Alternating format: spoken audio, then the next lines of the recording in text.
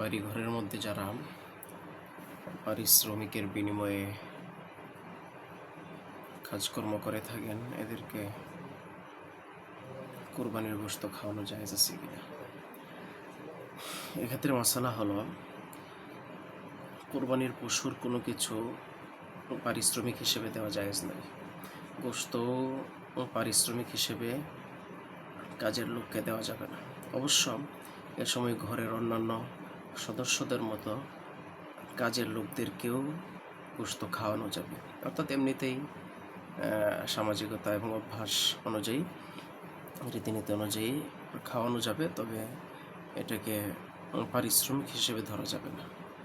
যদি পারিশ্রমিক হিসেবে ধরা হয় তাহলে সেক্ষেত্রে এটা জায়েজ হবে না, ওকে দেওয়াটা জায়েজ হবে না।